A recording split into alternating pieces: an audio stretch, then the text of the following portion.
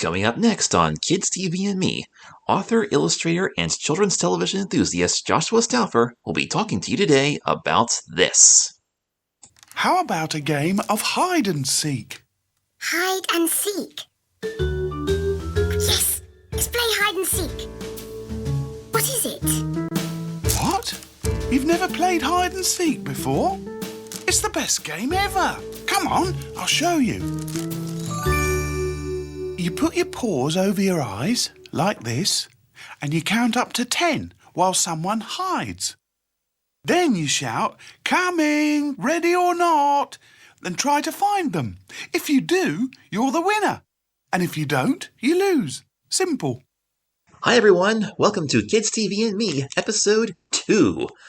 My name is Joshua Stauffer. I am the author and illustrator of the children's book Meet Zoe Richards, and I'm also a children's television enthusiast who enjoys looking back on my favorite kids shows from my childhood. And in this podcast, I analyze and dissect some of my all-time favorites and find out what made these shows so great and see if they still hold up today and see if they're good for your kids. Now, last week, in our first episode, we examined one of my favorite episodes of Reading Rainbow, My America, which aired in the spring of 2001.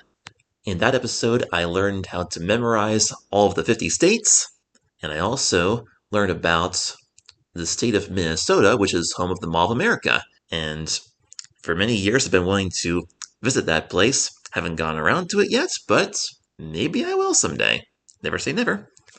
Although I never quite understood why that state was named after a small soft drink, mini soda. That's what it sounded like to me when I was a kid. But anyways, this week we're going to talk about a different show. We're going to take a look at an episode of the animated television series Kipper the Dog, which aired on Nick Jr. from 1999 to 2001, but originally aired in the UK from 97 to 2000. Now, the original UK series, I believe the episodes were originally released individually as little short 8-minute shows, but when I watched Kipper on Nick Jr., they grouped 3 episodes together to make it into a 24-minute show. Now, the episodes that we're going to talk about on this podcast are ones that my mother recorded for me when I was a kid, and I have an entire collection of Kipper on a Scotch EG Plus. I'm not sure if it's EG or EG Plus, but one of those Scotch VHS tapes from the early 90s. It was used for a bunch of other things, and then finally in the year 2000, Mom reused it for Kipper the Dog, and I still have those recordings to this day. Now, however you want to say this, either the first episode or first 3 episodes on this tape, the first program, I should say, contains The Tag Sale, Hide and Seek, and The Flying Machine. And this program first aired on Nick Jr. on December 10th, 1999, but the recording that I have was a little bit later in 2000. Now, this first one, The Tag Sale, is actually a renamed episode. It was originally called The Jumble Sale when it aired in the UK. The Jumble Sale premiered on February 3rd, 2000? Wait a minute. I'm just looking at the Wikipedia stuff here. I don't know if half of these broadcast dates are right. Unless Nick Jr. aired The Tag Sale first, and then the UK aired The Jumble Sale a little bit later. Considering that the show originates from the UK, I'd be surprised if Nick Jr. aired certain episodes before the UK did, but I don't know. So yeah, apparently The Jumble Sale is episode 55 of the original UK series, and it was written by John Grace. So that's the first one we're going to talk about today, but since we're starting a new series, let's begin by talking about the opening scene.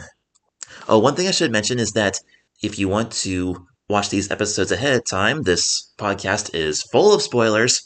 If you want to watch this right now, you can go to the Fisher-Price YouTube channel, and they've got the entire Kipper series there for whatever reason.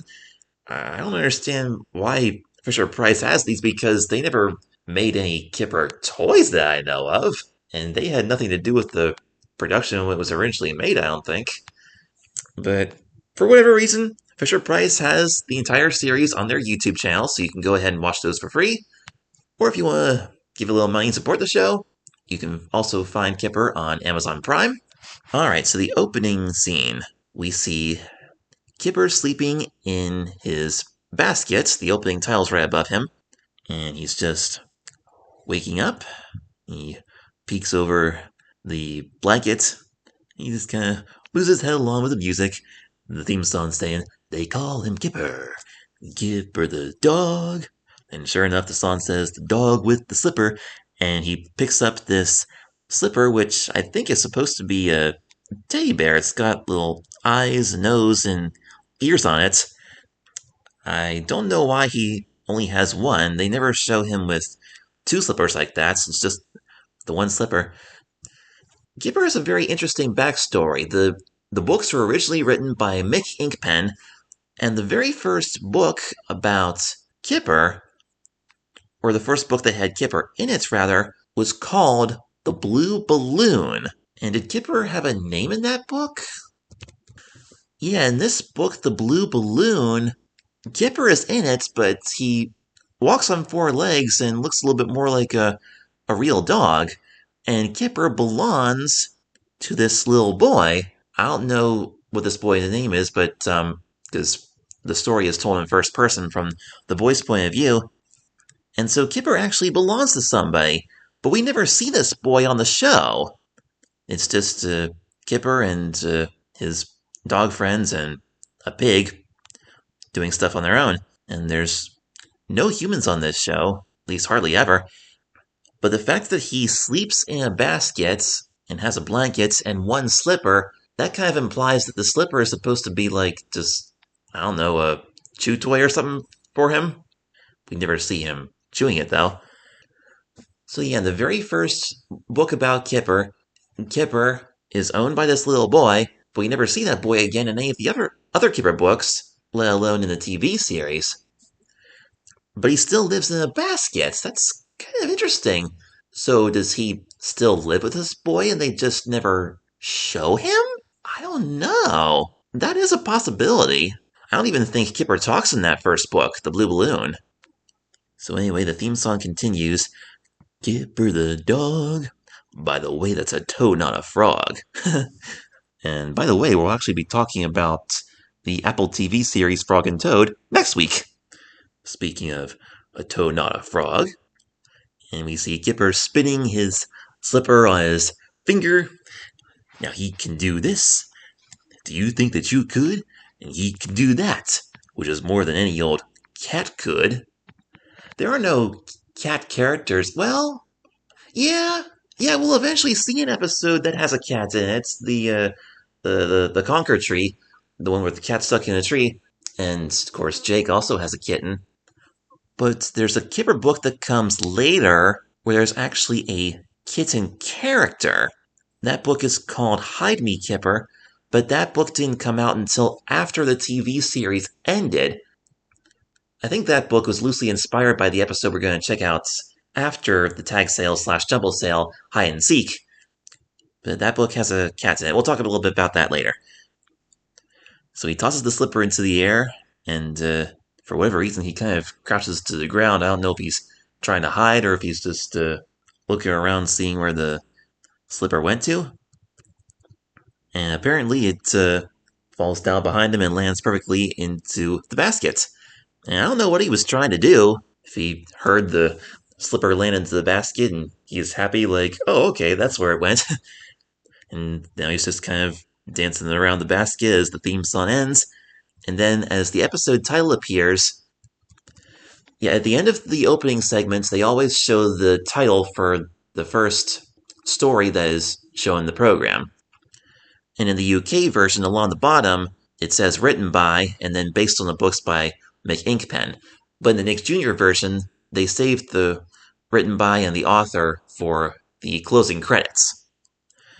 So Kipper jumps into the basket, and all of his toys fly out. There's Rabbit and Sock Thing and the slipper again. Sock Thing is just this long sock puppet with red and white stripes on it. Not quite sure what animal it's supposed to be. You could assume that it's a snake, but he has another toy named Mr. Snake, which we don't see here in the intro. And at the very end, theme song says, "That's Kipper the Dog. Now that's a frog." He sees a frog hopping along. It's kind of hard to tell the difference between the two because the frog and the toad in this intro look almost identical. Well, the toad looks a little bit of a darker shade of green, though. And if you look very closely as the frog hops away, he kind of raises his arm up and waves at Kipper as Kipper watches him hop away, and then he just kind of looks into the camera and smiles and shrugs. It's like, oh, so that's a frog. Okay, good to know. And then we just have an abrupt cut, and the episode begins. I have no idea why. I don't know which title came first, the tag sale or the jumble sale. The jumble sale was released on home video. Which video was that?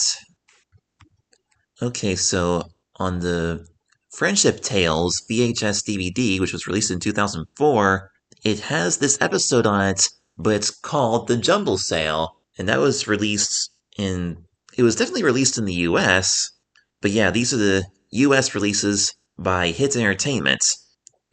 So in the Friendship Tales DVD, it's called The Jumble Sale, but in the original Nick Jr. broadcasts in the United States, it was called The Tag Sale.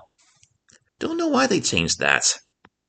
Okay, so the episode begins with a view of, I guess, Kipper's room, and there's a bunch of toys laying everywhere. There's a train set, his magic hat, a puzzle, a clock, a ball, a bucket, and I was gonna say, what are those little leaves? Or I thought that was some kind of vine, like with green leaves, but it's actually the kite string with green bows on it. Okay, that makes more sense. And we see Kipper walk in. He's holding a cake. He looks at the mess and he's like, yeah, I'd better tidy up a bit. They'd be here soon. So he has guests coming over, so he's about to clean up his room. He puts the cake down on the table and takes a sip of something. Looks like some kind of soda. Speaking of Minnesota, Kipper's drinking some kind of soda, because I can see the bubbles going up in there. Not sure why that glass is full, though, because there's another empty glass right next to it. Maybe it's a warm day outside and he just poured a glass for himself ahead of time to drink before they got here, and he's going to refill them later. And those glasses have those blue swirly greasy straws in them. I remember at Isaac's restaurant in Delhi, with the kids' meals, they used to have greasy straws with the apple juice that I used to drink.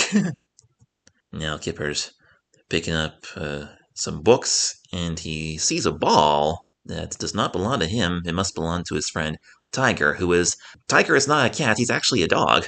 He's picking up his toys, his rubber hippo, and sock thing. He says, "In you get, hippo." He's actually said that on a few different occasions. He also said this in the episode Sleepless Nights, when he was putting all of his toys into his bed and getting ready to go to sleep.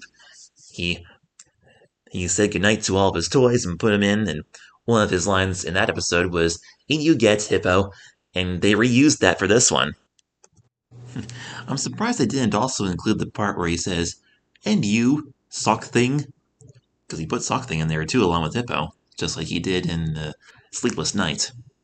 He covers them up with the blankets. He picks up just a random piece of paper off the floor and tosses it into the garbage can, and 2 points, he got in. Now he's picking up a comic book and looking at it and laughing. Looks like you have a bunch of other books there that need picked up. Oh, he's picking up the books and reading the comics at the same time. Not sure what these comics are about. They don't really show any pictures on it. It's just these little colorful squares, and there's a big round speech bubble there. I guess they wanted to make it easy on the animators. Just do it simply like that. As he picked up the comic book, he mentioned the blob from Planet Zorb or something? Maybe it's some kind of science fiction comics, who knows? And he hears the doorbell ringing, which doesn't really go ding dong, it's more like zzz. Not sure how you describe it. It's not really like it almost sounds like a bicycle bell. It's a little bit quieter than a school bell, but it's kind of the same idea. It just goes bing, sort of like a telephone almost. But it's not ding-dong. So anyway, he hears the doorbell, and he runs off and finishes cleaning up. He puts his comic book into his very messy closet. He catches a baseball cap that fell down. He's very lucky this time because the kind of a running gag throughout this series is that the closet is so full that as soon as the doors open, everything just falls on top of him, kind of like on Zaboomafoo, that scene where Chris and Martin, they're going to the closet, they're going on a trip, and then they open the door and everything falls on them. This often happens on Kipper, too. The doorbell's still ringing. He rushes over to answer it, and there's Pig and his baby cousin, Arnold. Not really a baby, he's more like a toddler. The Pig brought Arnold's stroller, but he's not riding it. And Arnold has a little green ball, which actually looks kind of similar to the one that Kipper picked up earlier that belongs to Tiger. That's not the same ball, though, because I'm pretty sure Arnold walked in with it. Unless for some reason it rolled over to the front door and Arnold picked it up. I'm not sure. So Pig says, "Hello, Kipper, we've come for cake. You haven't forgotten, have you?" So I guess they're just getting together to just hang out and talk and eat cake. Sounds good to me. And so Arnold kind of tosses the ball away, and Kipper goes over and picks it up and hands it back to Arnold, and Pig says, "It's a pity that ball isn't on a piece of string." Kipper says, "Piece of string? I've got just the thing. My yo-yo." So now he goes back to the closet, he opens it up, and now a whole bunch of stuff falls out. Not all of it, though. But the comics are on the floor, and so is his hat again, and an old broken teddy bear in a box. He reaches into a box in the closet, and, well, it's not really a closet, because it has little feet on it. It's like a big dresser kind of thing. Big wardrobe. It's one of those closets that are, like, portable. Like, if you move out of your house, move to a new house, you can take your closet with you. So he demonstrates this blue yo-yo, shows it to Arnold, and he hands it to Arnold, and Arnold gives it a little try. Arnold doesn't say anything, he's very little.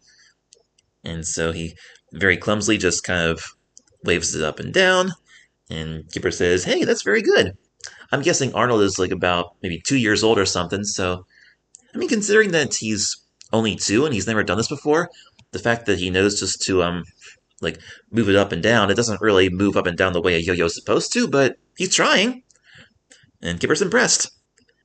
And Pig picks up all of Kipper's comics and hands them to Kipper, and for some reason, Pig's a little bit annoyed that Kipper's got so much stuff in his closet, and suggests that Kipper get rid of some of it.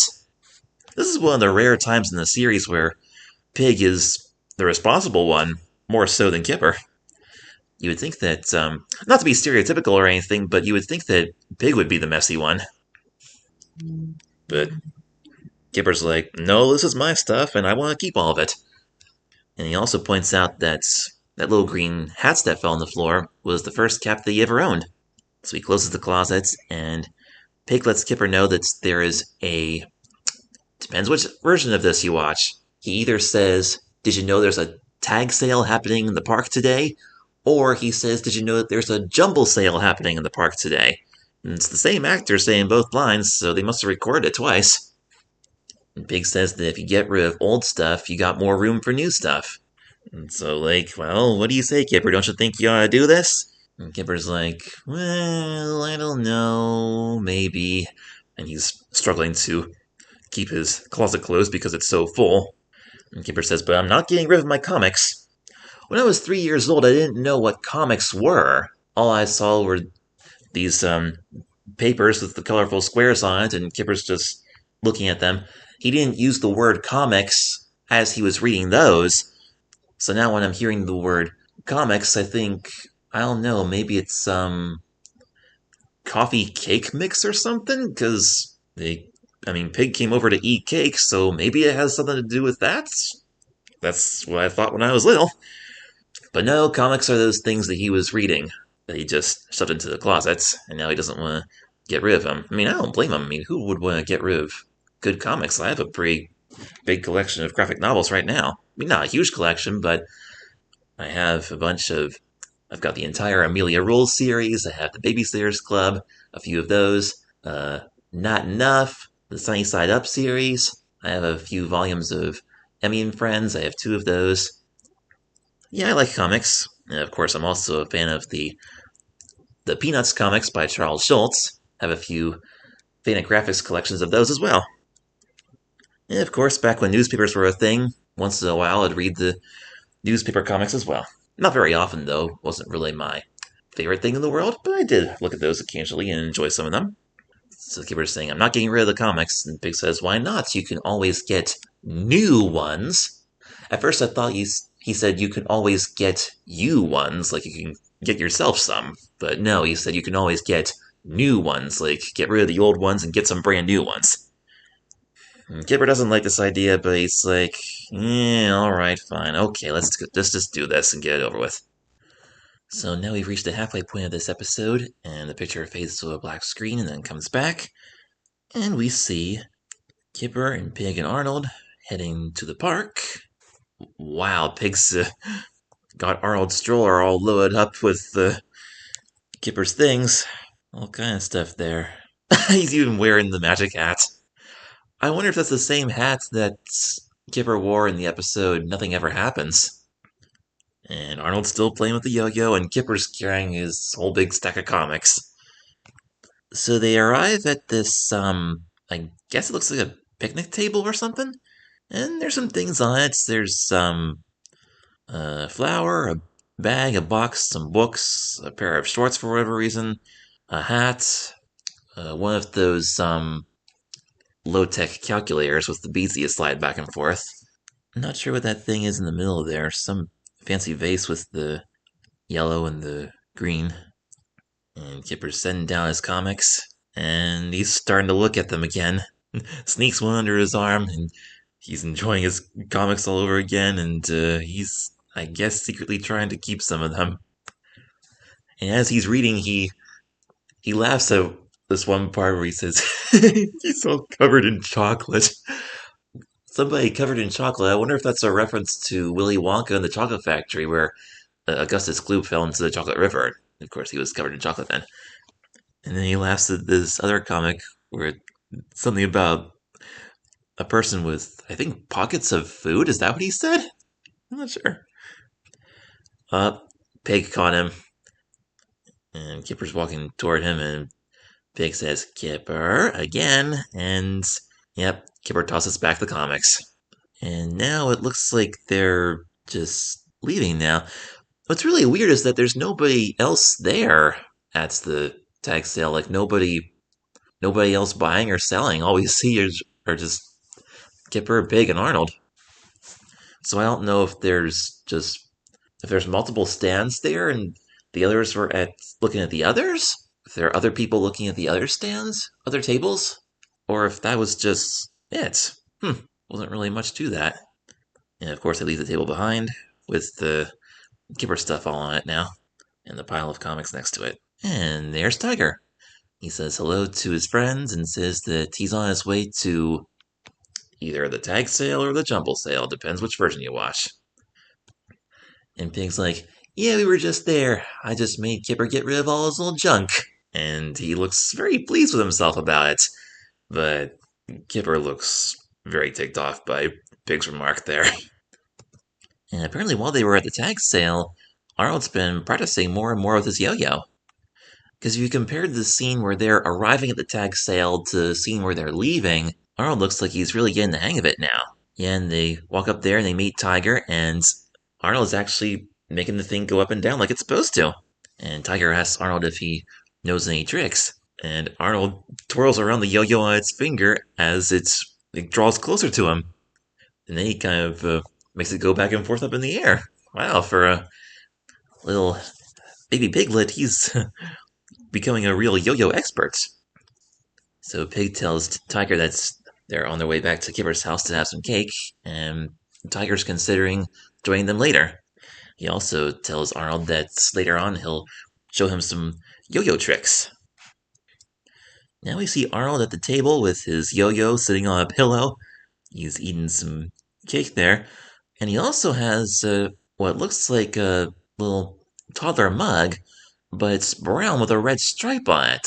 This is different than the one in the episode The Lost Mug, so I wonder if they got a new one after that episode. We'll talk more about that next month.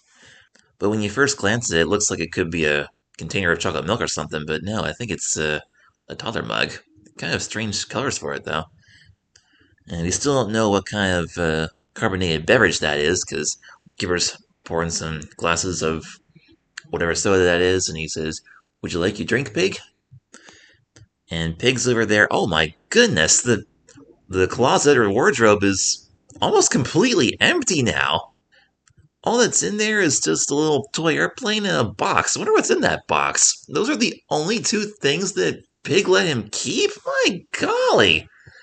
I mean, yeah, it was good to tie things up and, you know, clear things out that you don't need, but you didn't have to get rid of all of it. And Pig says, "There you are, plenty of room for new stuff." Yeah, there's more than plenty room now. And Kimber's like, "Yeah, I suppose, but I wish I would have kept at least some of my comics." And apparently that's the only thing he misses, his comic books. It looks like they're eating chocolate cake. Looks pretty good. And the doorbell rings again, and Tiger's at the door. And he's got a big stack of paper in his hands, and he said he bought a real bargain at the tag sale. He said these might be good for you for your collection. And Tiger looks at it. It's Kipper's comic books and a whole bunch more that they had at the tag sale. It's like, wow, thanks, Tiger. This is my collection and a whole lot more. And Tiger hands him the huge stack of comics, and Kipper's very happy. Well, at least he got his comics back. That's nice. And now he puts the comics into the closet, but he only closes one door, and the comics are not stacked on the shelf very nice. And right after he walks away, the door comes back open again, and all the comics tumble out of the closet. Kipper, don't you think you ought to put those comic books into a box or something to keep them organized? I mean, they're gonna be all wrinkly and weird now. You don't want any of the pages coming apart and getting out of order. I'm actually not sure if those are real comic books or if they're just newspaper comics that he collected. And so now Tiger's trying to figure out Arnold's yo-yo. Well, actually, it's Kipper's yo-yo that's he gave to Arnold. And Tiger's getting a little tangled up in it. And Kipper invites Tiger over to the table to read some of his comics. And Tiger lets Arnold try again.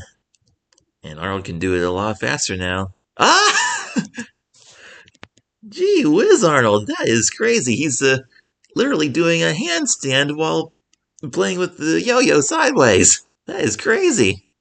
And Kipper sees him and is very impressed with what he can do.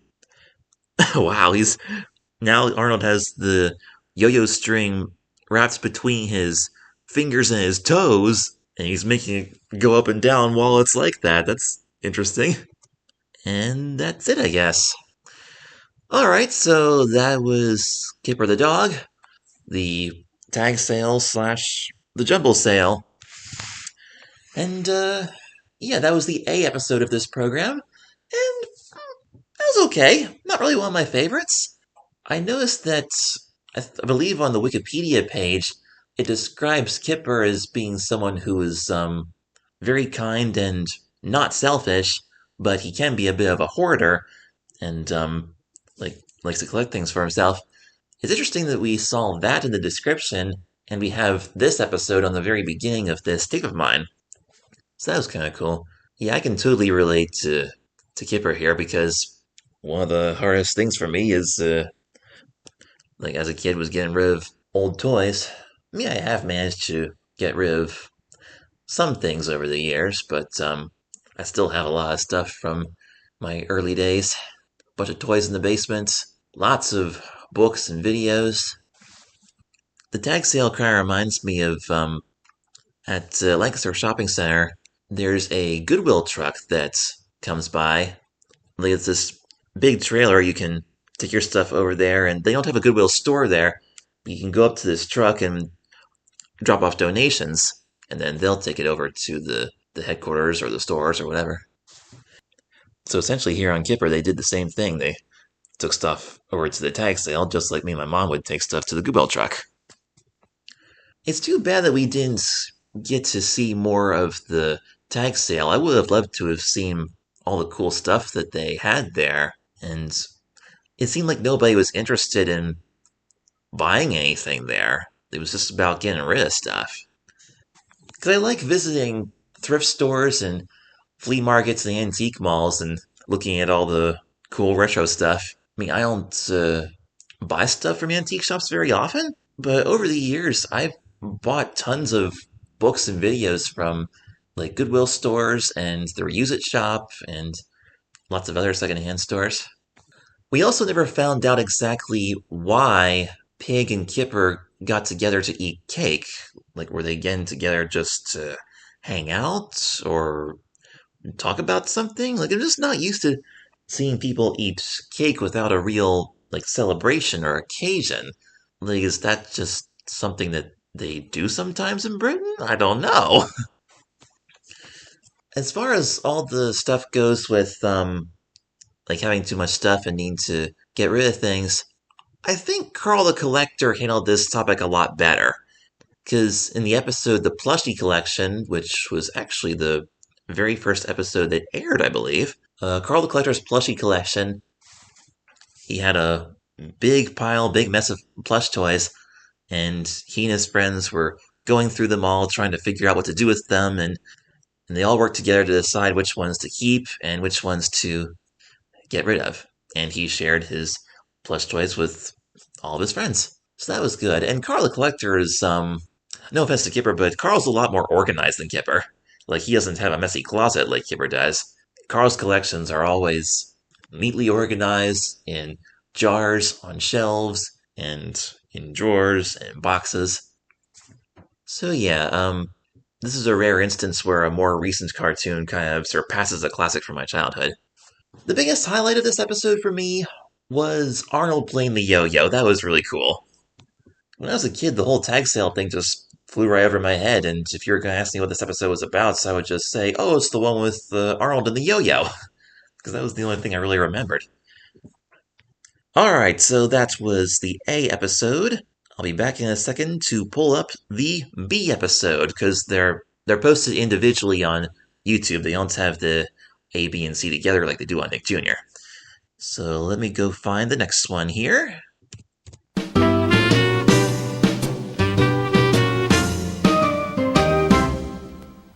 Okay, here we go. We just did episode 55, the Jumble Sale.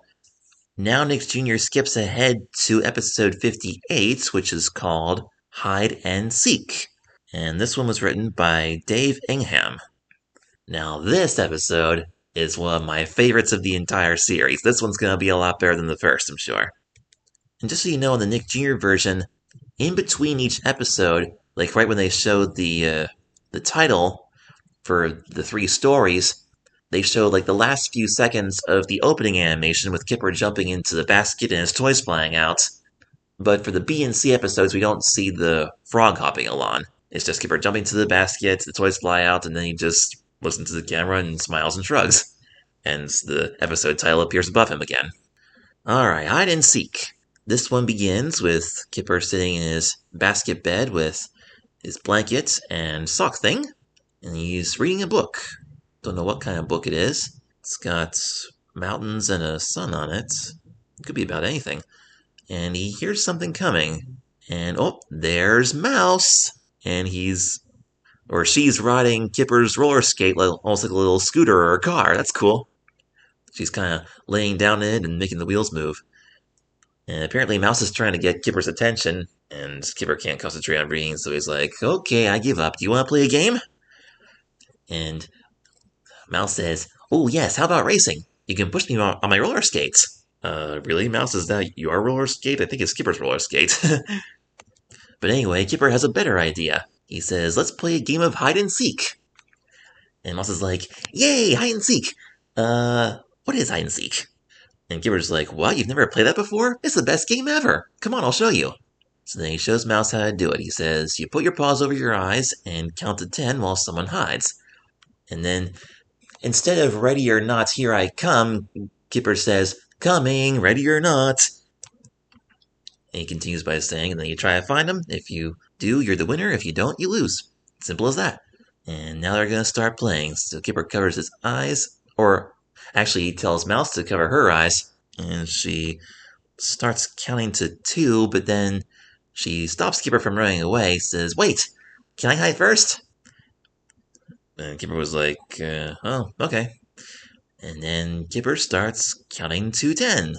And afterwards he says, "Coming, ready or not." So he starts by looking in what appears to be the kitchen. There's a table with salt and pepper, and a bowl, a box of cereal, and some kind of fancy dish. What is that? He looks under the tablecloth. Mouse is not there. Oh, I see. It's a dish of cheese with a cover on it. It's very logical that Kipper would assume that Mouse would want to hide with the cheese. But then Kipper says, "Of course, cornflakes." The reason why he says, "Of course, cornflakes," that's a reference to the episode The Mouse, where he meets Mouse for the first time. And in that one, Mouse was just exploring Kipper's house, and Kipper didn't know it. And while she was doing that, she knocked over the box of cereal and ate some, and she collected some cereal in one of Kipper's toys, maybe sock thing or something. And then Mouse dragged it into Kipper's box, and the sock thing had the cereal inside it, and Mouse used it as a pillow, I guess. I don't know why she would think that it's comfortable to sleep on a pile of cereal, but whatever. So that's a cool callback. One thing that's kind of cool about that cereal box is that it has a sunrise on it, and also, I think that's supposed to be a chicken in the corner, or a rooster. I think that's supposed to be a reference to Kellogg's cornflakes. Do they sell Kellogg's cornflakes in the UK? Yes, Kellogg's are widely sold in the UK. Okay. So they have Kellogg's cornflakes and a bunch of others. Okay. And Rice Krispies too. I wonder if Kellogg's invented the name cornflakes. I don't think that's officially a Kellogg's trademark though, because I've seen other brands use the term cornflakes. The colorful box of cereal with the sun rays on it remind me of Stella the Storyteller's magic door from Barney and Friends. If you guys remember that, if you look at the window of that door, it has the one part's painted blue, and it's got rays of sun on it and all these crazy designs. When I saw that cereal box, it made me think of that too. And now Kipper's back in the basket. He's not sure where Mouse could be. Apparently he searched everywhere. And he picks up Sock Thing. And is Sock Thing talking? Wait, what did Sock Thing just say?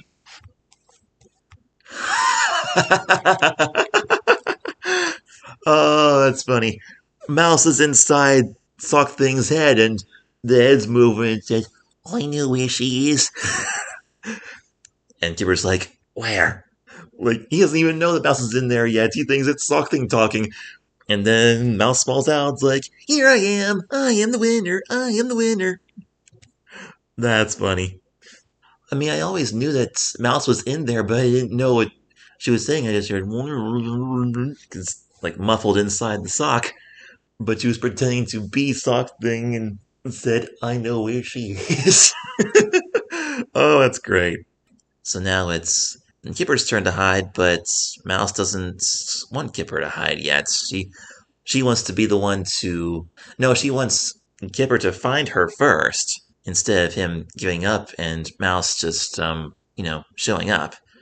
So now Mouse runs off to find another hiding place, and Kipper starts counting again. And then we just sort of dissolve to Kipper searching once again. And uh-oh, he steps on the roller skate and it slips out from under his feet. And it bumps into this really tall, what looks like a lampstand, but it has a glass vase on top of it with no flowers in it. I've never seen that in Kipper's house before. Aside from this episode, I mean. And Kipper runs over and catches it just before it crashes to the ground. And good thing, too, because it turns out that Mouse is inside it. The mouse starts laughing from inside the glass, and it's a green glass, like it's not transparent. Maybe some kind of pottery-type vase that's painted green. So Mouse is laughing inside, and Kipper looks in there, and he found Mouse, and now they're both laughing. Jeez, it's a good thing Kipper caught that, because if that had crashed to the ground with Mouse inside of it, Mouse could have been seriously injured with sharp, broken pieces of glass. That would have been bad. Fade out to black, and about the halfway point, and heading into the second half.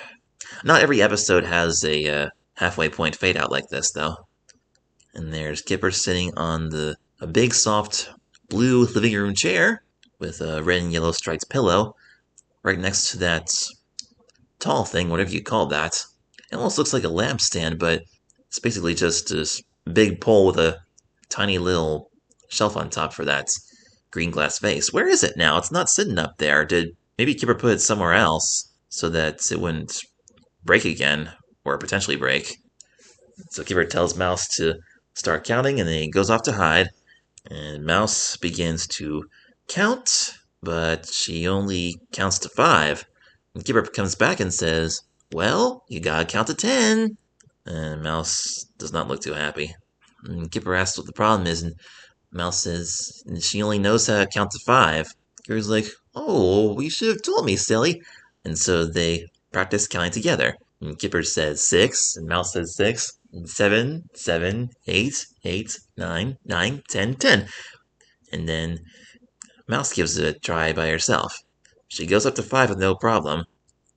Apparently she only has 4 fingers on her hand, including her thumb, because she counts up to 4 and makes a fist, and then opens her hand back up again when she gets to 5. And she says, 6. She wonders what comes next, and, oh, this is kind of clever. Kipper just kind of, mouths the number 7, which is easy because 7 has 2 syllables. And the music just kind of goes, like the music says 7 as Kipper is silently saying 7. That's funny. The Mouse continues, 7, and she struggles a little bit, and she just barely thinks of 8. She kind of gives up after that. A very young Mouse, this is very hard for her at this point. And then Kipper has a great idea. He says, "Why don't you count to 5 twice? Because 2 5s make 10. This was the very first place I ever learned that 2 5s make 10. I mean, I already knew how to count to 10, but in counting to 5 twice, I didn't know that before. I learned something new there when I was 3. And Mouse thinks this is a great idea, so Kipper goes off to hide again, and now Mouse is going to count to 5 twice. So now Kipper's looking for a hiding place. Oh, I didn't mention that when Kipper was looking for Mouse earlier in the kitchen, he took the box of cornflakes and dumped them all out all over the table to see if Mouse was inside. There's still a big pile of cornflakes on the table. He didn't clean those up yet. Maybe he'll let Mouse eat some later. So Kipper tries hiding under the tables, like, no, not a good idea. And then he goes back into his basket and covers up with a blanket. And Mouse is done counting, and she's gonna search for Kipper now. It's a good thing Kipper moved, because the first place that Mouse looked was underneath the kitchen table. And as Mouse searches, she's happily counting just for fun. And she likes to count to 5. And then she climbs up onto the bed, and she's very certain that Kipper's under there. You're like, 1, 2, 3, 4, 5, I am the winner. Kipper? Kipper, are you in there? And she pulls back the covers, and only Big Owl and Hippo are in there. That's weird. Kipper must have quickly gone out of the basket and found another hiding place right before Mouse came out and started sneaking. Because I saw Kipper go in there. I was just as surprised as Mouse was when she found out he wasn't there. And now Mouse is hopping along the hallway, saying, 1, 2, where are you? 3, 4, behind the door. 5, 6, I count to 6! And she keeps counting again and again until she gets a little bit higher. And she counts from 1 to 7, and then 1 to 8, and after struggling to remember a little bit, she finally says 5, 6, 7, 8, 9, 10! Coming right here, Knots! And Mouse is so busy practicing her counting that we don't see that she's standing. I mean, we see it, but she doesn't notice that she's standing right next to the toy box and Kipper is right inside with his tail switching back and forth. If Mouse had just been searching ordinarily, she would have found Kipper easily, but she was so focused on her counting that she didn't notice. And it looks like Mr. Snake and Rabbit are in there with him. And finally, when Mouse is all finished counting, Kipper happily pops out of the box and says, "Hooray! You did it! You counted to 10! And Rabbit, Mr. Snake, and Slipper all come out with him. And Kipper and Mouse are all excited. I did, Kipper! 8, 9, 10! Yay! And then they start laughing because Mouse found Kipper and they didn't even realize it at first. Ooh, man, that was a good episode. That was one of my favorites when I was a kid. Alright, so that was Kipper. Hide and seek. Let's talk about this. Now, first of all, this is one of many Nick Jr. shows that did an episode dedicated to the game of hide and seek. Little Bear did one, Blue's Clues did one, Kipper did one, Franklin did one, Maggie and the Ferocious Beast did one. Hide and seek is a very popular game with Nick Jr. characters from my childhood.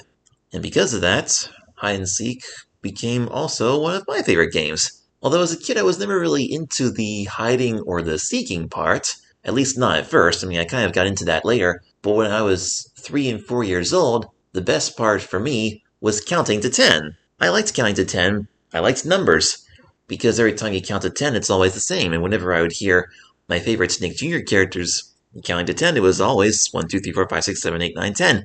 So there was a little bit of, like a sense of consistency or stability there. It was very easy for me to learn that. So that was great. When I was little, I used to act out this episode a lot at my grandparents' house. I would basically play all the characters and try to find my grandpa, and he would hide around the house. To me, it felt kind of perfect playing hide and seek there because, for some reason, their house reminded me of Kipper's house. Maybe it's because the walls were all painted white and Kipper has all these just plain white backgrounds. I even remember the parts where Kipper starts counting and then it just dissolves to the next scene with him seeking. Whenever I would get to that part of the story, I would just kind of stop counting when I got to like around 6, 7, or 8, and then I would just start walking around and say, come out, wherever you are, just like Kipper did on the show. Whenever I would memorize a show like this as a kid, it wasn't really so much the story I was memorizing, but the aesthetics of the show. Like, I remember every picture, I remember every sound, like every word, every note of music, but understanding the actual context of the stories, that would not come until a little bit later, until I was like maybe 5, 6, or 7. That's one of the reasons I'm doing this podcast, is because looking back on these old shows from my childhood, even looking at it as an adult, I'm discovering some things about it that I hadn't noticed before because I'm a little bit more able to understand the meaning of the stories better. And I'm also figuring out a lot of the parts of the shows that I misunderstood when I was little. So if you watch these shows with your kids, and if there's something that they might not pick up right away, maybe this podcast will help you understand that some things take a little longer for children, especially children with autism, to understand when they see or hear something in a story or a show, or even something that you might say to them in real life. It was cool to see Mouse. Mouse is one of my favorite characters. She's not really one of the major characters, she just kind of comes and goes. This is one of 4 episodes in which Mouse appears. The other 3 are the Mouse, of course, Cousins, and the Key. Just those 3 and Hide and Seek are the only 4 episodes where we see Mouse. Now, speaking of Mouse, I mentioned earlier that there was a Kipper book called Hide Me, Kipper, and that book has Kipper and Mouse, but it's a different story than the hide and seek story that we see here on the show. As a matter of fact, this book wasn't released until, I think, 2009. Yeah, there were a bunch of other books that came after the show, and in that book, Mouse is trying to hide from a cat that's looking for Mouse. This is a cat character that we never see on TV, and so Kipper is helping Mouse hide from this cat. The The cat doesn't want to eat Mouse, though. He's just playing hide and seek with him. But yeah, so apparently there were a whole bunch of Kipper stories that came later that we never got to see on TV. Interesting.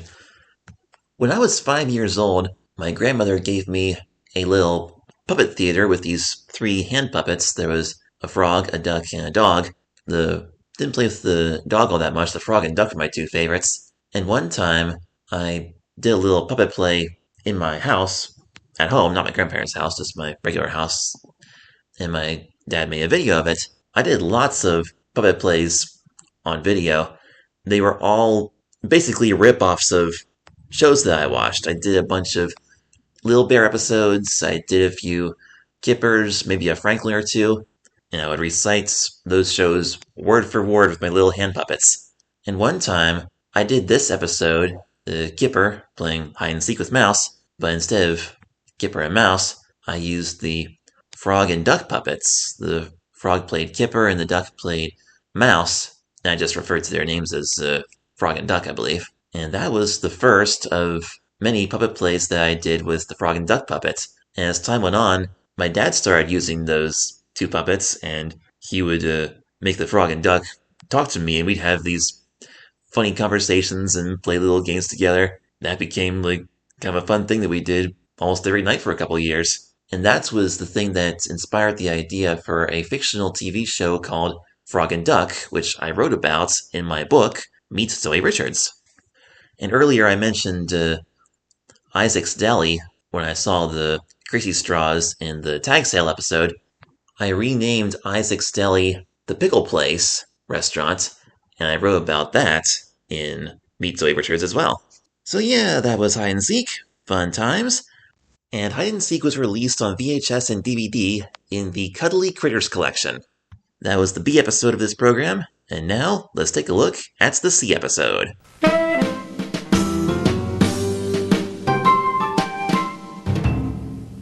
Today's C episode is episode 63, The Flying Machine, and it was written by Neil Arsky. The Flying Machine was released on VHS and DVD in the Amazing Discoveries collection. Episode begins with the picture looking up at the sun. It's a hot summer day, and we see Tiger walking along, just walking down the path, and he's kind of humming and singing.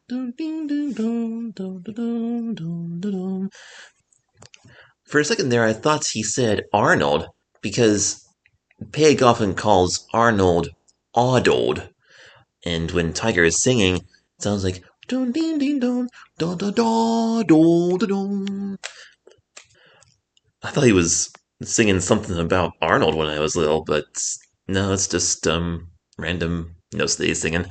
He's just humming along, and he hears something that sounds like wheels spinning.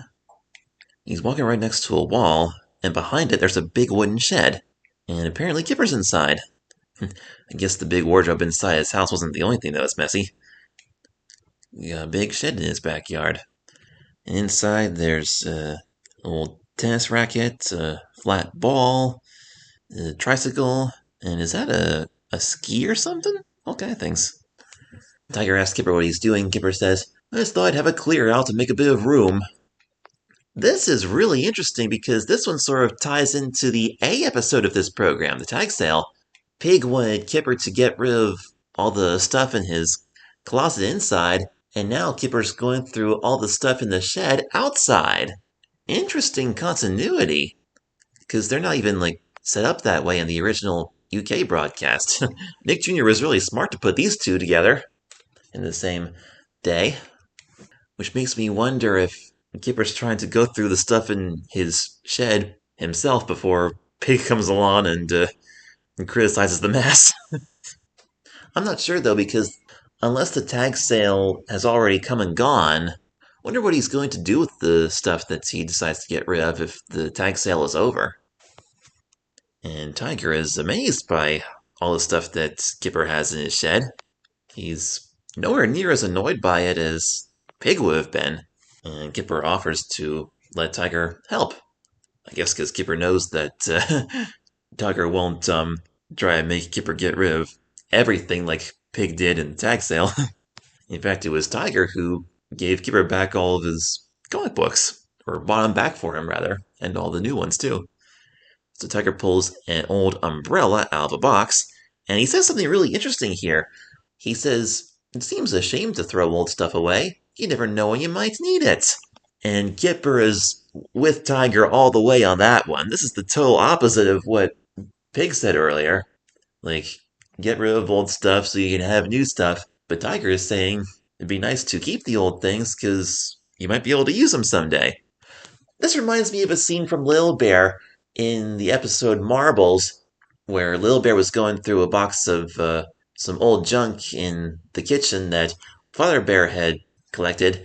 And Mother Bear was saying to Little Bear, "Well, you know, your father doesn't like to throw things away." And Father Bear said, "You never know what might come in handy someday." And Mother Bear kind of said, "Come in handy someday," like finished the sentence for him.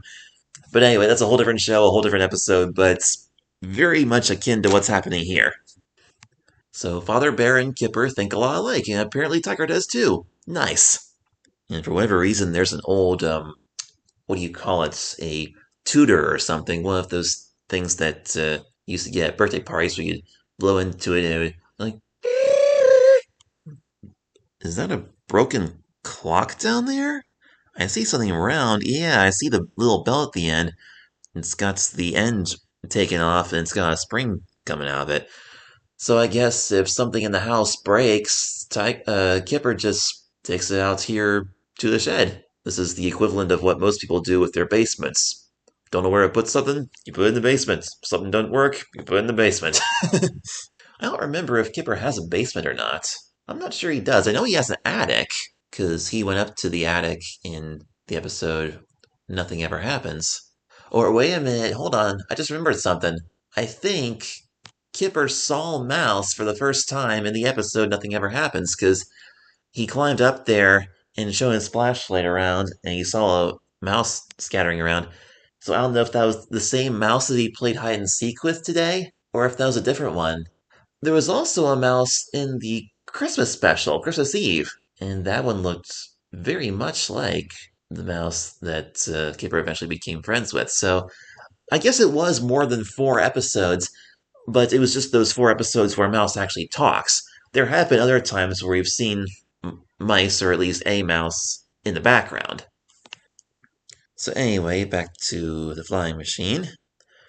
Tiger comes up with an idea. He says, maybe we can make something from all of this stuff. And Kipper agrees that that's a great idea. He says, what should we make?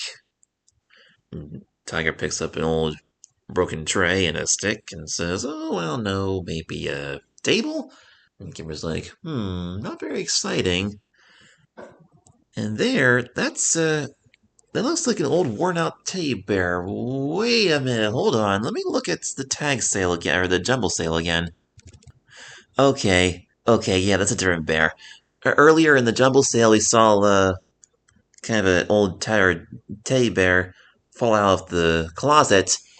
For a second there, I wondered if that was the same bear that we're seeing now in the shed, but no, I think it's a different one, because in the Flying Machine episode, this bear has some red hands and feet, and one of them has, like, I don't know how to describe it without sounding gross, but, like, the outer fabric layer is missing on the one hand, and we just see the white fuzz underneath. Yeah, the one in the Jumble sale looks like it's in much better condition than this one in the Flying Machine. Okay. For a minute I thought, wait a minute, did Kipper take that teddy bear and sneak it into the shed so that Pig wouldn't make him get rid of it? That would have been brilliant. Yeah, I don't know, it could be this, well, they're showing it at two totally different angles, though. Because in the Jumble sale, we don't really see the bottoms of the bear's paws, and we see stitches along the left side of the bear's head. And in the Flying Machine, there's some scratches on the right side, and I can't tell if that's supposed to be just loose stitching or a zipper along the front of that one. Oh, this is really interesting. Anyway, you didn't come here to listen to me ramble about old, tired, stuffed animals. Let's keep going with the Flying Machine here. This is going to happen a lot in this podcast, just to let you know. It'll be kind of a running gag, just me noticing totally weird little details like this. Okay, Kipper has an idea. He says, why don't we make some kind of flying machine? And Tiger's like, really? How do you make a flying machine out of this stuff? I don't even know if I mentioned this before I got off topic on the teddy bear. Tiger was holding an old jump rope and suggested they make a laundry line out of it, like washing line. But Kipper didn't like the idea, so now he's coming up with an idea for a flying machine. But he says we can't just throw it all together. We're going to need a plan. So he picks up a box of stuff and takes it outside to see what all they have. And then he draws a interesting picture there. It's a blueprint of how he thinks the flying machine should look. And so far, they've tied a bunch of stuff to the old tricycle, including an old light. It's not the same light from the episode The Magic Lamp, though. Some other kind of headlight. He said, next we gotta push the pole through the hole in the tray. I don't know what half of these things are that they're building this machine out of. What Tiger is sticking into the tray is this big tall pole with some lawn teal thing tied to it. And that's going to be like the helicopter fan, eventually. I don't know what that is either. Some big wooden thing on a stick. Is that like a piece of an old broken door? It looks like there's hinges on it. And Kipper picks up a hammer and said, where did I put those nails? But I don't think we're going to see Kipper actually hammering. We might hear some hammering sounds, though. And here comes Pig and Arnold with popsicles. It looks like Pig has a lemon one, and Arnold's is either strawberry or cherry. And Pig sets Arnold up on the wall, and they're watching Kipper and Tiger build the flying machine. And as they're building, Tiger's like, this is never gonna work. This is a really dumb idea. And as they were telling Pig what they're up to, Kipper says it's a flying machine, and Tiger's like, yeah, it was Kipper's idea. And here comes Jake. We've got everybody in this episode. All 5 main characters. Kipper, Tiger, Pig, Arnold, and Jake. And Jake's joining Pig by the wall, watching the building project of the flying machine. Oh, I see now. That pole with the helicopter blade that they just put in, that was a broken golf club, I think, because it has a handle on the end. I'm pretty sure that's what it is. Let's see, what else did he put on there? Looks like some kind of pink flower pinwheel on the back. Something that's supposed to spin around as you fly, I guess. I'm not sure what that round red thing is supposed to be there. They put some kind of seat on it, made out of something. I don't know if it's just like a bag for a cushion. There's something gray with 2 red wheels. I'm going to guess maybe the bottom of an old roller skate? They have a rope tied to the wheel, and a chain tied from that to the bottom tricycle wheel, so when you turn the tricycle, it's supposed to spin the fan, I guess. So Kipper takes out a bag of balloons, and hands balloons to everybody to blow them up. Tiger's blowing up a yellow one, Jake's got a purple one, Pig's got an orange balloon, and Arnold's got a pink balloon, which is a different shade of pink than he is, of course. Now, when Arnold tries to blow up his balloon, he kind of he's doing what... Okay, he's blowing up balloons the way I used to think you were supposed to blow up balloons when I was his age, okay? Like, when I was 3, logically, when a little kid watches a grown-up blow up a balloon, they just see them blowing, and the balloon gets bigger. But what kids don't see right away is that first you blow, then you pinch the end, and take another breath, and then put it back to your mouth and blow some more.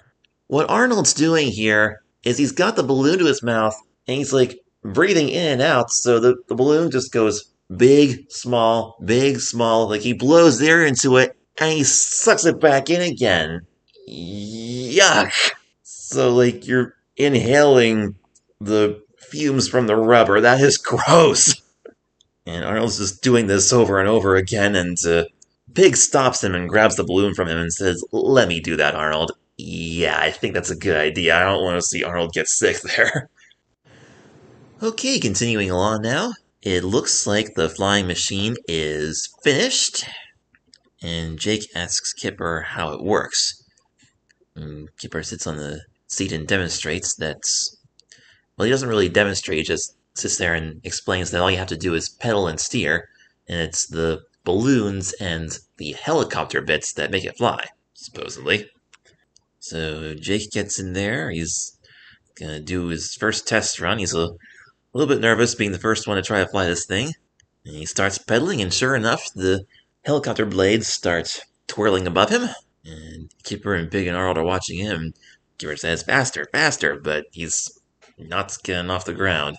And everybody's fur and ears are blowing in the air with all the wind being generated from the helicopter blades turning around. Kipper tells Jake to stop and makes a few little adjustments. Not quite sure what he changes there, but then he tells Jake to give it a little bit more oomph. And the way Kipper says oomph, it sounds like he really tripped or stubbed his toe or something, and there's a little note of music right when he says that, like ding. So the first time I saw this, I thought something had happened to Kipper. I was like, whoa, are you okay? Did you just hurt yourself? But I am familiar now with people using the term, like, give it a little oomph. But they kind of exaggerated it a little bit here, the way Kipper said it. So now Jake's gonna try again, pedaling the pedals.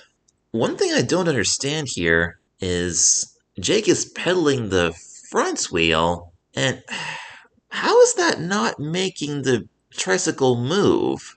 Because it's not like it's sitting on a stand or anything, it's just sitting there in the grass. I mean, like, he's riding it like a stationary bike, but the wheels are on the ground. I would think that would mean that he would, like, ride all over the yard, but I don't understand how it's staying stationary.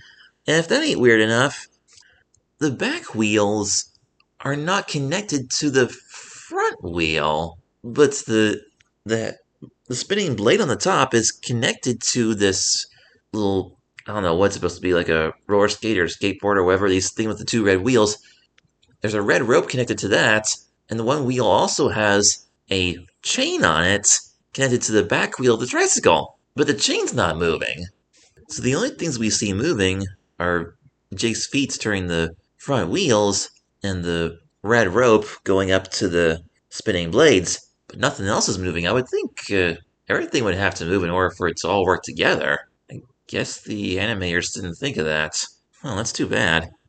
So there's wind blowing everywhere, and Jake is sweating, and Kipper tells him to stop again, and allows him to have a little bit of a rest, because he has another idea. Oh, poor Jake, he says, "Oh, but I was just getting going." So does that mean he felt himself lift up in the air just a little bit? Or I don't know. And then we cut to the next scene, and Kipper says, "As fast as you can, Jake." And then we cut back to the flying machine. Whoa, there's tons and tons of balloons now. So many more. Yeah, animation-wise, the mechanics of this machine make no sense at all. As Jake is continually struggling to get this thing going, the balloons are everywhere, and they keep, I guess, bumping into the spinning blades, and a whole bunch of balloons are popping. And finally, Kipper's like, "Stop, Jake, stop!" Now, if you're going to ask me what Pig says as he's watching, right after he says, it's lifting," I don't have a clue what he says after that. I can't really hear him over the noise of the machine. I'm gonna make a guess and say, like, either no, on second thought it isn't, or no, unfortunately it isn't. I'm not sure what Big says. So anyway, Kipper says stop, and Jake stops, and he's completely out of breath. Geez, Jake is certainly getting his exercise today. And Kipper says, it's not gonna fly, is it? But he doesn't look upset or anything, he's still smiling. And then Tiger says, why don't we try launching it down Big Hill? And Kipper says, brilliant! And so they take the flying machine over to the park, and Big Hill is kind of a recurring setting for some of these stories. At the park, there's the playground, the duck pond, and Big Hill in the woods. And there they are at Big Hill. They're pushing the flying machine all the way up to the top of the hill. And for whatever reason, Arnold got there before everyone else did. I mean, Kipper, Tiger, Pig, and Jake are all pushing the machine. Yeah, I guess Arnold just went ahead of them, and he's just standing at the top of the hill watching. Just standing there sucking his thumb. I noticed that they didn't put any more balloons on the machine. Maybe they ran out. They're just going to rely on the hill and hope that that does the trick. Okay, here we go. Jake's gonna try this one more time. And Kipper, Tiger, and Pig give Jake a push, and whoa, there he goes, down the hill. His feet are really moving now. He doesn't even have to work hard. This is really easy for him. And as he's whooshing down the hill, pieces of the machine come flying off. It's falling apart as he goes.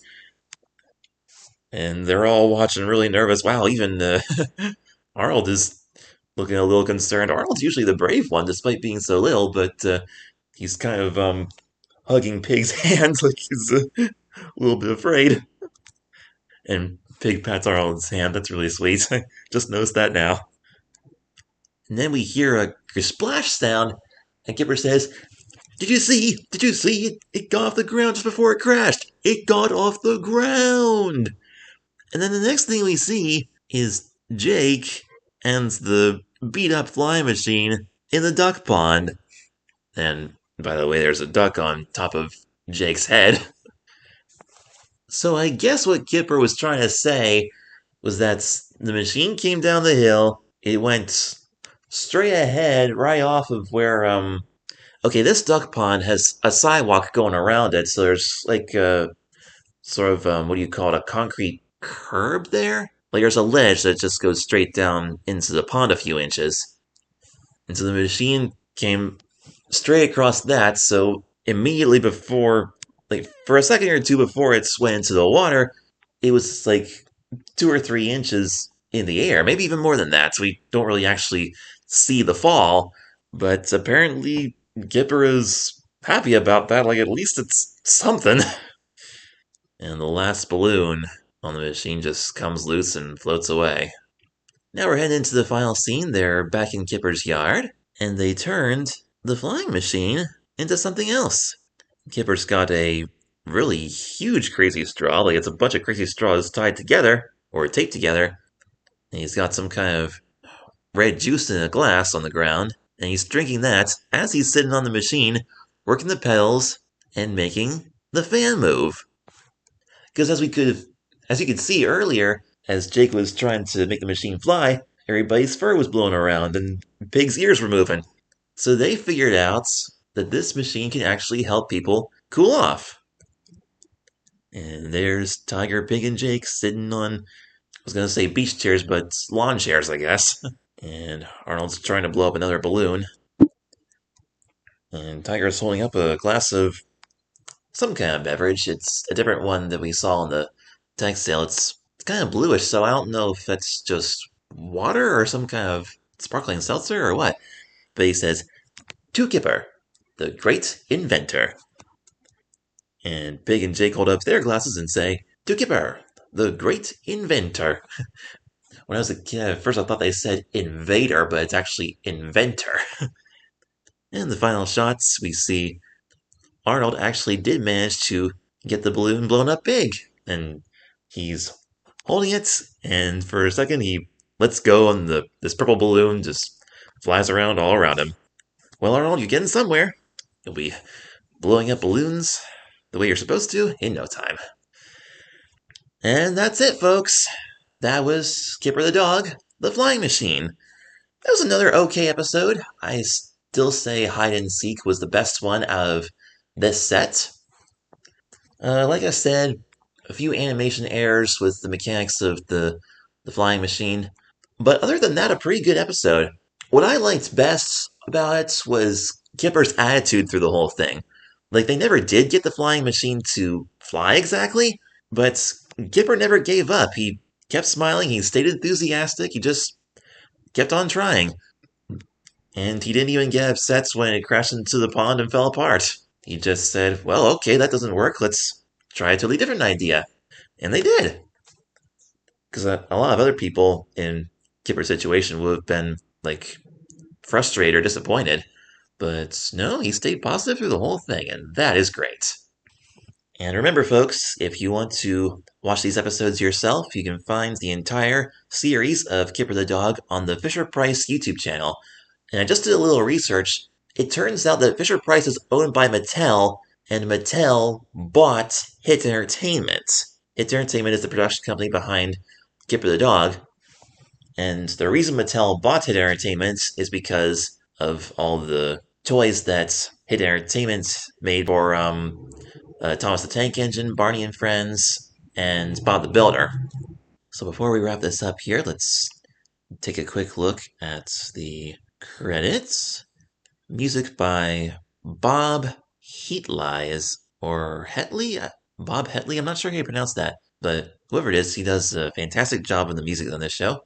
Kind of a very cool, chill, jazzy type style with almost a little bit of a lullaby touch to it. Now, the voice cast on this show is very small. There's only 3 people doing all the voices. Ordinarily, it's just 2, but here we have 3. Martin Clunes as Kipper. Do you know who Martin Clunes is? That's the guy who played Doc Martin. Here it says Kipper's friends, played by Chris Lang. Kipper's friends. You know what that means? This guy did the voices for Tiger, Pig, Arnold, and Jake all at once. And there are a few other episodes that have, like, just some little one-off characters that Chris played the voice of as well. Yeah, if you listen closely, Tiger and Pig especially have very similar voices. Julie Sawalha, I'm sorry if I'm not pronouncing these names right, but Julie Sawalha was the voice of Mouse, and she also did a whole bunch of other movies and TV shows in the UK.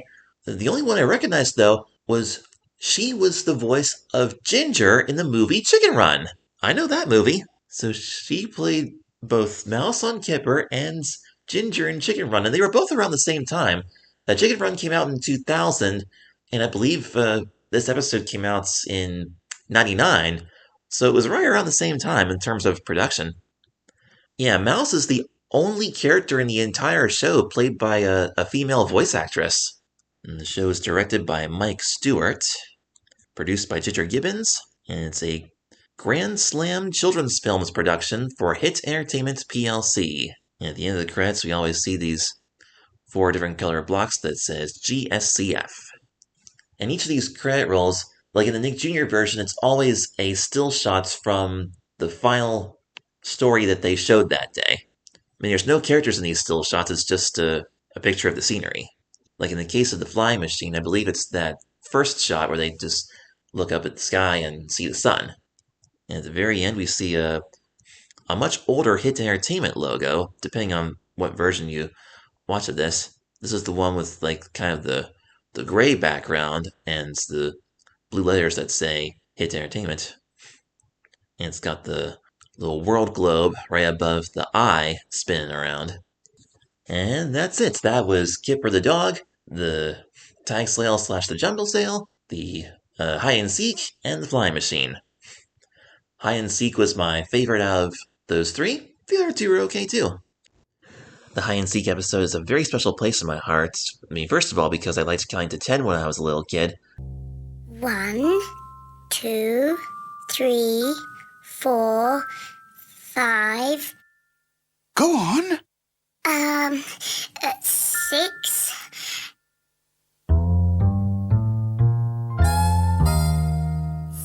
7.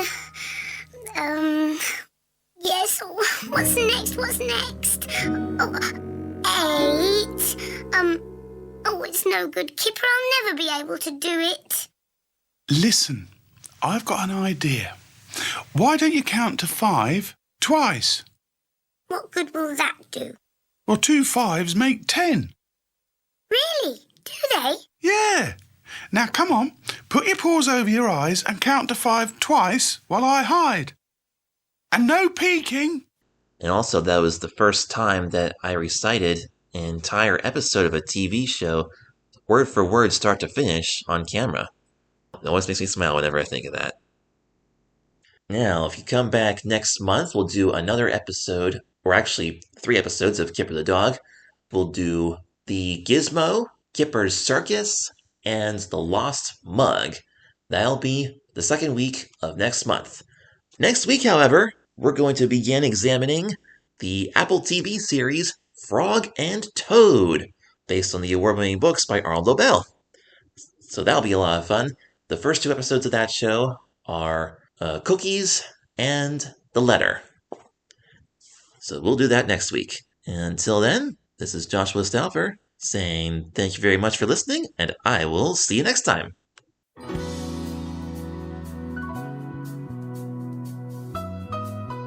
Kids TV and Me is a fan-made podcast and is not affiliated with any of the programs, production companies, or networks mentioned on the show.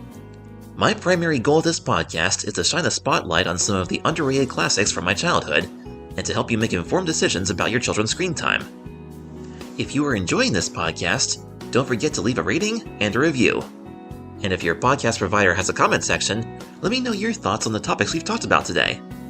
To keep the conversation going, you can also leave me a message on Instagram at Joshua Stauffer Creations. And don't forget to check out my Substack page at joshuastauffer1.substack.com, where you can find more information on my other creative works, including my Little Joshua webcomics and my book, Meet Zoe Richards, which is available in paperback on Amazon. Remember to always pay close attention to what your children are watching, and as always, don't be childish, but stay childlike. Come on, I'll show you how to close your eyes like this, or to count it up to 10. There's someone hide and your shout coming, but you not.